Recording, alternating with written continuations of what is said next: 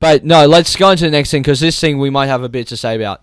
So we didn't review this. We wanted to review this a little earlier, but me and Dad did see Teenage Mutant Ninja Turtles Mutant Mayhem, which now by the trailers we liked the trailers, but we were more I guess versions of fans of the Bay ones than we are the animation and that sort of stuff. Like, we don't know if the terms themselves are like animated CGI, but an animated tells like, they can be pretty good if done well. And also the animation style, something about the animation style kind of turns me off a little bit.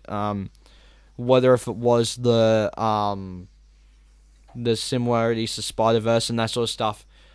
But I think that there is something about this that is the best out of all of the Ninja Turtles. Well, one of the best of all the Ninja Turtles movies.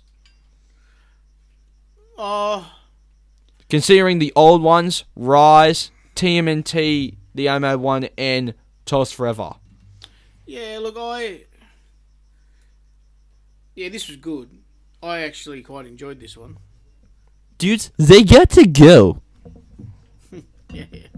It was, I quite enjoyed it. I thought it was good. Whether it's the best one... I didn't say the best, I said one of the best. Yeah, maybe. Because I would put, like... Maybe it was also the way the animation was. Like, it's not so perfect. This is very... I think if you liked the animation of this, I think you would like Into Spider-Verse and Across the Spider-Verse, because they're very... Similar. Yeah, okay. With the animation style.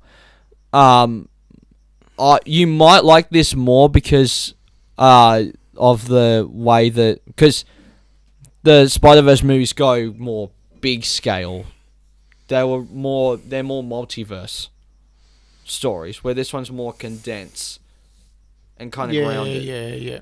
But I think that's what I liked about this one, is that it's like, it felt different, but also I think that the thing that did turn me off a little bit, even then, I didn't even mind the way that they play it towards the end, was, I guess that April kind of made me go like, this is not a good version, but a different version than what we've seen from Megan Fox, what we've seen from Paige Turco, from Judith Hogue, from Sarah Michelle Gellar, what was seen out of these different actresses that have played April, and the writing of April was very different. Yeah, it was. And I wasn't a big fan of the vomiting stuff. When she got nervous. Like, that, to me, was really bizarre. I was like, that's not April at all. No, but it was just... Yeah. Like, I didn't mind the whole thing of making her black, because new cartoons did that. I'm fine with that, but it's just the personality. Even that and Rise, that was the first series that kind of changed that direction to make her black. These two versions are my least, I guess, almost least favourite versions of April, because they're very different to what we see April in the past. Because, like, even though that every version of April is different, they all have the essence of what April is. And whether she's a news reporter or she's a scientist.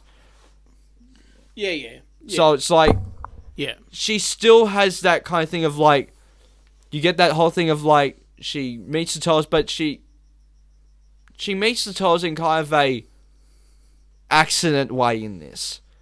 Yeah, it is accidental. Yeah. Where the other ones was just more like, we're trying to save her, and we need to protect her. Like the 1990 movie. Yeah. Like the 1990 movie, she legit gets bloody mugged in the bloody train station. Then Raphael needs to go save her and take her back to the den. Yeah, that's true. Yeah. And the same thing with the 2014 movie. They're holding hostages, and they have April there, and they're throwing these foot soldiers into trains and stuff. Yeah. So it's very much like, even though that's accident, it's like April's very much like, I need to get these vigilantes, or the Turtles are like, we need to save her and get her away from these criminals. Yeah. Which this one's very much like, let's throw a ninja star at her bike helmet. Which is like, What? Why would you throw a ninja star anyway? Oh, because they're ninjas. I get that, but it's like, they're doing stupid shit. They're doing the bloody, like, fruit ninja. Yeah. From the friggin' watermelon bloody saucer with a sword. I haven't seen that. It's like, what the frick? Oh, well. All good. It's like, no teenagers do that. Oh, they do. It's nothing, like, there's nothing in this movie that made me outright angry, but there are some things I'm just like, I wish that things played out differently, and the way that they that's going to be the same in was any different. movie that you watch, mate. Some things are going to be good, and then you're going to look and go, I don't know why they did it that way. But anyway. Well, yeah, exactly. But it's also Tulsa is one of the few series that we watch a bunch of different versions of. Yeah, that's true. And we also have... It's like the cinematic universe. Well, but it's also like... Marvel is the same storyline, and they're all part of the same universe, but the whole thing with Turtles, they're different versions, but they still have essence of the characters of what makes those characters the characters. Yeah. Which this one's like, let's make... I don't mind the whole thing of making April black. That's fine, because Rise did that as well. But those two... Rise and Mutant Mayhem April are very different to what April was ever. Yeah. And it felt like after the 2012 series, there's been this thing to make April more of a teenager or a kid. Whether if it's the 2012 series, the Rise series, or Mutant Mayhem. I wish we could get that version of April that's older than the Turtles, because that's what I liked about April and Casey, is that they're like, how do I put it? It's like almost like how the Turtles are R2-D2 and C-3PO, and April and Casey are like Luke Skywalker. How they're showing the Turtles their world. Yeah. And so they've experienced more, where it's like now they're along the journey with the Turtles, so it's like you don't really get to know much. Yeah. True. So, but I think that this was a really good movie, though. I am going to... Actually, I might as well do this, because this is not the first time that we'll do this in the episode. Even though that we have one more review to go.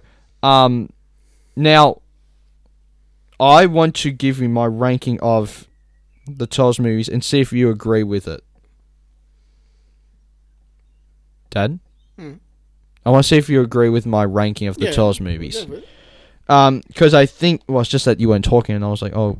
No, I was waiting for you to rank it, dude. Oh. So one of these you haven't seen, so you won't really have anything to say. But number 10, I have Rise of the Teenage Mutant Ninja Turtles, the movie. That's in 10th place. And then 9th place, I have Secret of the Ooze. And this ranking can easily change when it comes to to some of these. Then 8 is 1990. Mm-hmm. I feel like you couldn't add too low, because that's where you really see that they were starting to push the boundaries of live action movies back then. Mm-hmm. Number 7 is Turtles 3. Number 6 is TMNT 2007. Number 5 is Turtles Forever. Number 4 is Mutant Mayhem. Number 3 is Batman vs. Teenage Mutant Ninja Turtles. Number 2 is TMNT 2014. And then number 1 is Out of the Shadows. I don't think I've seen the Batman versus Turtles. No, you haven't seen that or Rise. No. So, but I think other than that, you've seen all of them. And do you have a different ranking, or? No, not really. No. So you don't have a different ranking? No, because I think I do agree with it. I think it's all... what do you have as number 1 again? Out of the Shadows. Out of the Shadows. That was the first one. That was the 24. No, the second one. Second one. But those two, to be honest, I can easily switch them. Those ones go back and forth on me. I do like the live action ones. Like, I'm not as I've said before, I'm not a big animation person. I don't. But yeah, I mean, I like the live action ones. This one was good. Mutant Mayhem. It was a good movie. Yeah. But the voice actors they had were really good. Yeah. Well, surprisingly, because they were actual teenagers. Yeah, but even like with Bebop and Seth Rogen Rocksteady, and John Cena. yeah, Yeah. they were good. Yeah. Oh my God, Jackie Chan the Splinter. If you ever told me in a world that Jackie Chan was gonna be the rat that lives in the sewer teaching these bloody kids martial arts, I would have been like, you're crazy. Because I did I did a live action fan casting, way before the trailers came out for this movie, and I kid you not, the person I wanted to play a Splinter for a live action movie was Jackie Chan. Yeah. And the fact that they brought him in for this one, I was like, yes, that's what I wanted. But yeah, no, I was very excited to see Jackie Chan in the Turtles movie. Yeah, no, it was good.